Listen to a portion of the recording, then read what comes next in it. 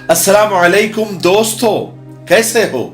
उम्मीद है कि सब खैरियत से होंगे। अल्लाह आप लोगों को ऐसे ही खुश रखे।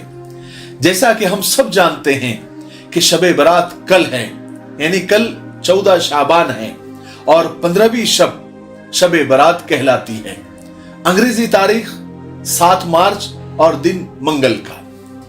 शब बरात जब भी आने वाली होती है तो बहुत सारा कंफ्यूजन बहुत सारे लोगों को होता है, क्योंकि सोशल मीडिया का जमाना है। अलग अलग बयानात, अलग अलग बातें लोगों को सुनने को मिलती है। कोई कहता है कि शब बरात साबित नहीं है, इबादत का कोई सबूत नहीं है, वगैरह वगैरह। लेकिन सच ये है कि शब बरात इबादत की रात है। बहुत सारी हदीसों में इसका तस्किरा है और खास बात, इसी बहाने लोग इबादत कर लेते हैं, नमाजें पढ़ लेते हैं, जिक्र तिलावत कर लेते हैं, तहज्जुद पढ़ लेते हैं, सलातुत तस्बीह पढ़ लेते हैं, सहरी करके रोजा रख लेते हैं। यानी कुल मिलाकर शब बरात को जरिया बनाकर लोग ऐसी ऐसी इबादतें कर लेते हैं जो आम रातों में नहीं कर पाते। इस शब में लोग गुस्ल करके मस्जिद पहुंच जाते हैं, बयान सुनते हैं, जाकर इबादत करते हैं, सहरी करके रोजा रखते हैं। यानी इस शब में लोग बड़ी खुशी और तबीयत में ताजगी और बशाशत और उम्मीद के साथ अल्लाह की इबादत में गुम हो जाते हैं, और होना भी चाहिए। अब चूंकि शब बरात है तो इसके कुछ नेगेटिव और पॉजिटिव साइड भी है। कुछ लोग तो इस रात को इबादत में गुजारते हैं, अल्लाह को खुश करते हैं और अपने गुनाहों को बख्शवा लेते हैं, और कुछ लोग बिदात, रसूमात, खुराफात में पड़ जाते हैं।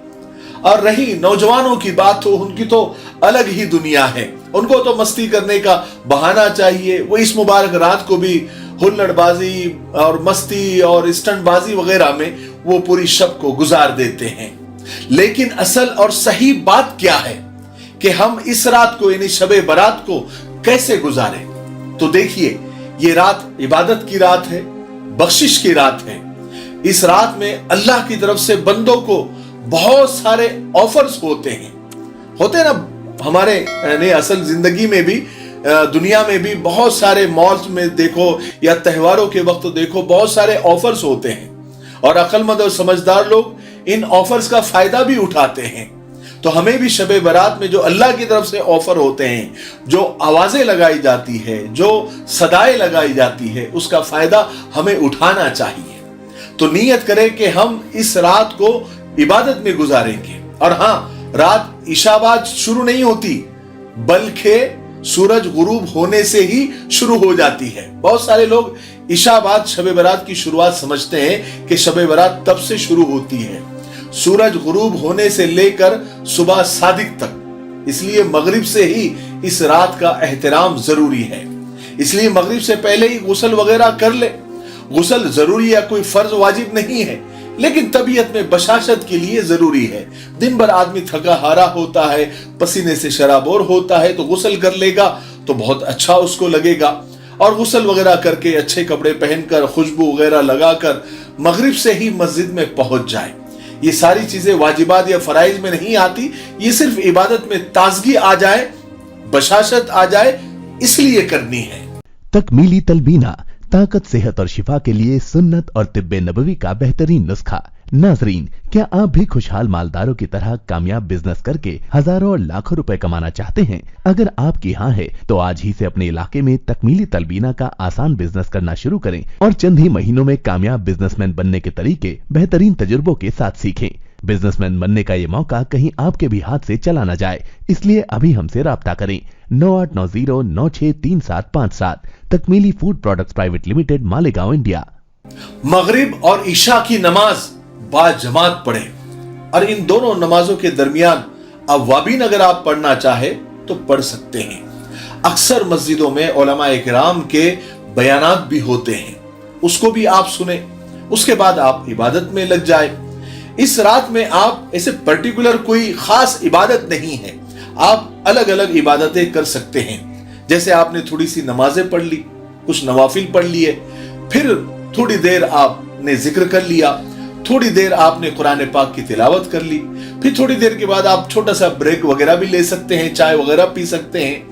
लेकिन जबान पर जिक्र जारी रहे, एक लम्हा भी जाय नहीं होना चाहिए।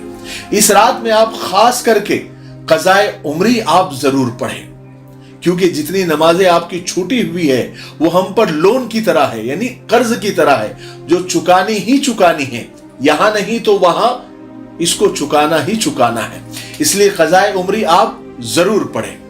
और क़ज़ाए उम्री कैसी पढ़नी है? बहुत सारे लोगों को नमाजें याद नहीं होती है कि हमने कौन सी नमाज छोड़ी है, लेकिन अल्लाह को सब याद है, ये सब लिखते हैं। तो आप नियत करें कि अल्लाह मेरी जो पहली फजर की नमाज छूटी है मैं उसकी क़ज़ा करता हूं, फिर ये अल्लाह फिर मेरी जोहर की नमाज जो छूटी है मैं उसकी क़ज़ा करता हूं, ये अल्लाह फिर मेरी जो असर की नमाज पहली छूटी है मैं उसकी क़ज़ा करता हूं। ऐसे ही आप नियत करें कि अल्लाह उसके बाद की जो फजर छूटी है, उसके बाद की जो जोहर छूटी है मैं उसकी क़ज़ा करता हूं। ऐसे आप क़ज़ाए उम्री जितनी भी हो सकती है, जितनी ताकत है, जितनी बशाशत है, आप जरूर पढ़ें। फिर दूसरी नमाज सलातुत तस्बीह आप पढ़ लें। ये नमाज चूंकि जरा सी लंबी होती है इसलिए साल भर में नहीं हो पाती। शबे बरात और शबे कदर बेहतरीन मौका होता है, इसे आप जरूर पढ़ें। और इस रात में सहरी करके आप 15वीं शाबान का आप रोजा रखें। ये रोजा नफिल होगा। शाबान में चूंकि अल्लाह के रसूल सल्लल्लाहु अलैहि वसल्लम अक्सर रोजा रखा करते थे, इसलिए हम कम से कम एक रोजा तो रखें।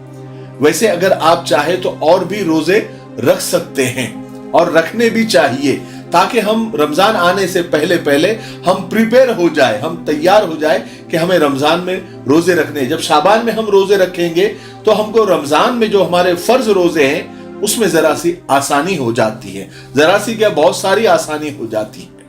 इस रात में यानी शबे बरात में खास तौर पर बिदात, खुराफात, रुसूमात, हुल्लड़बाजी, आतिशबाजी और टाइम पास से जितना हो सके हम परहेज करें।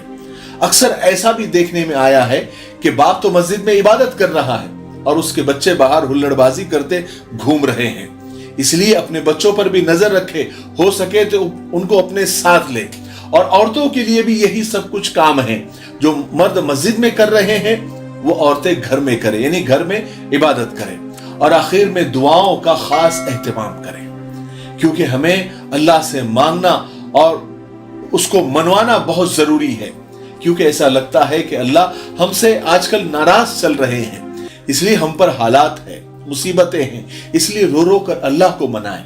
देखिए, हम दुनिया वालों को अगर हमने अपनी मुसीबतें हम बताते हैं तो घंटा, 2 घंटा, 3 घंटा लग जाता है, लेकिन जब अल्लाह के सामने हम अपनी मुसीबतें गिनाते हैं तो 1, 2 मिनट, 4 मिनट, 5 मिनट, 10 मिनट में हम सुना देते हैं। याद रखिए, जो मुसीबतें हैं, जो हालात है, जो परेशानियां हैं, वो हमारे मुकद्दर में लिखी जा चुकी है। अब लोगों को बताने से वो बदलने वाली नहीं है। हाँ, अल्लाह को बताने से, अल्लाह को मनाने से, अल्लाह के सामने गिड़गिड़ाने से, रोने से, दुआएं करने से आपको राहत मिल जाएगी। इसलिए अपने दुखों का, अपनी मुसीबतों का राजदार सिर्फ अल्लाह को बनाएं। और इस रात से बढ़कर कोई और रात नहीं हो सकती जबकि आसमानों से सदाएं लगती है, अल्लाह की तरफ से सदाएं लगती है कि है कोई सवाल करने वाला कि मैं उसके सवाल को पूरा करूं। तो हम तो सब सवाली है, हम मुश्किल में भी है, परेशान भी है, तो अल्लाह को मनाएं। ये रात अल्लाह को मनाने वाली रात है। मुझे उम्मीद है कि आज की वीडियो से हम सबको बहुत कुछ सीखने को मिला होगा। खास करके इस रात में आपके इस बंदे यानी अब्दुल रशीद मिफ्ताही को भी अपनी दुआओं में खास आप याद रखें, ठीक है। तब तक मेरे लिए, पूरी उम्मत के लिए, पूरी इंसानियत, पूरी मानवता के लिए और हमारे प्यारे मुल्क भारत के लिए, यहाँ की अमन शांति, तरक्की, उन्नति के लिए खूब दुआएं करते रहे। अस्सलामु अलैकुम वरहमतुल्लाहि वबरकातुहू। क्यों होता है जोड़ों में दर्द, क्यों रहती है जोड़ों में जकड़न, क्यों हो जाती है जोड़ों में सूजन, क्यों बन जाती है जोड़ों में गांठ, क्यों थम सी जाती है जिंदगी। जोड़ों की पुरानी से पुरानी लाइलाज तकलीफ जैसे घुटनों का दर्द, पीठ और कमर का दर्द, कंधे, गर्दन और पैरों में दर्द के लिए संधि प्लस प्लस एक संजीवनी बूटी की तरह है, या यूं कहें कि एक स्थायी इलाज साबित हो चुका है। लाखों लोग इसे अपना चुके हैं और दर्द पर विजय प्राप्त कर चुके हैं। जब हम नियमित रूप से संधि प्लस प्लस से मालिश करते हैं तो त्वचा इसे तुरंत ऑब्जर्व करके जोड़ों के सूक्ष्मतम अवस्था में पहुंचा देती है, जिससे जोड़ों में ब्लड का सर्कुलेशन बढ़ जाता है और जोड़ों के मांसपेशियों में मजबूती आती है। आंतरिक सूजन समाप्त हो जाती है, जिससे दर्द में आराम तो मिलता ही है, साथ ही साथ जोड़ों में नई शक्ति भी आती है। हमारे ये प्रोडक्ट ना कि किसी बाजार में मिलता है और ना ही मेडिकल शॉप पे, इसलिए इसे पाने के लिए अभी स्क्रीन के नंबरों पे कॉल करें और ऑर्डर करें।